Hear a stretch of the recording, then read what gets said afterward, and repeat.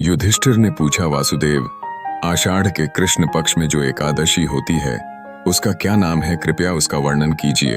भगवान श्री कृष्ण बोले, आषाढ़ के कृष्ण पक्ष की एकादशी का नाम योगिनी एकादशी है।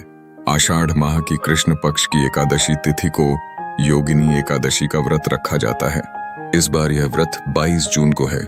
ऐसी मान्यता है कि जो भक्त योगिनी एकादशी पर भगवान विष्णु की पूजा करते हैं उनके सभी पाप मिट जाते हैं और मृत्यु के बाद भगवान विष्णु के चरणों में जगह प्राप्त होती है।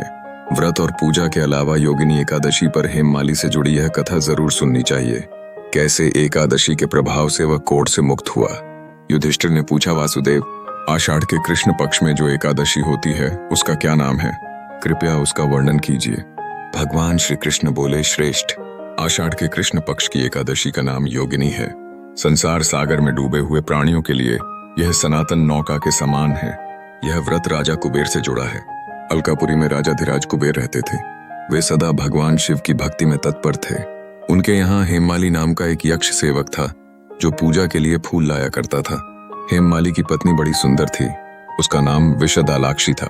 एक दिन हेममाली मानसरोवर से फूल लाकर अपने घर में ही ठहर गया। वह अपनी पत्नी विशालाक्षी के प्रेम के वशीभूत होकर घर आराम के लिए ही रुक गया। इधर कुबेर मंदिर में बैठकर शिवजी का पूजन कर रहे थे। उन्होंने दोपहर तक फूल आने का इंतजार किया।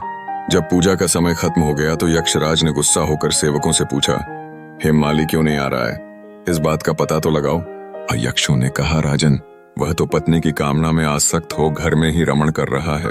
उनकी बात सुनकर कुबेर को बहुत गुस्सा आया और तुरंत ही हेममाली को बुलवाया। कुबेर ने क्रोध में कहा कि आंखें क्रोध से लाल हो गईं। वे बोले, ओ पापी, ओ दुष्ट, तूने भगवान की अवहेलना की है। हेममाली को राजा कुबेर ने क्रोध में आकर श्राप दे दिया कि तुझे स्त्री वियोग सहन करना पड़ेगा तथा मृत्युलोक में जाकर कोढ़ी होना पड़ेगा। कुबेर के श्राप से हेममाली स्वर्ग से पृथ्वी पर जा गिरा और उसी क्षण कोढ़ी हो गया।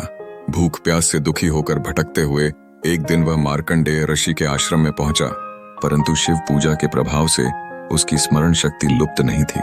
वहां उसने तपस्या करते हुए मुनिवर मार्कंडेय जी का दर्शन हुआ। हेममाली ने मुनि को बताया कि मैं कुबेर का अनुचर हूँ। मेरा नाम हेममाली है। मैं प्रतिदिन मानसरोवर से फूल ले आकर शिव पूजा के समय कुबेर को दिया करता था। एक दिन पत्नी के सुख में फंस जाने के कारण मुझे समय का ज्ञान ही नहीं रहा, इसलिए उन्होंने कुपित होकर मुझे शाप दे दिया, जिससे मैं आक्रांत होकर अपनी पत्नी से बिछुड़ गया। मार्कंडेय जी ने कहा, तुमने यहाँ सच्ची बात कही है, असत्य भाषण नहीं किया है। इसलिए मैं तुम्हें एक व्रत के बारे में बताता हूँ। तुम आषाढ़ के कृष्ण पक्ष में योगिनी एकादशी का व्रत करो। मार्कंडेय जी के उपदेश से उसने योगिनी एकादशी का व्रत किया, जिससे उसके शरीर का कोढ़ दूर हो गया।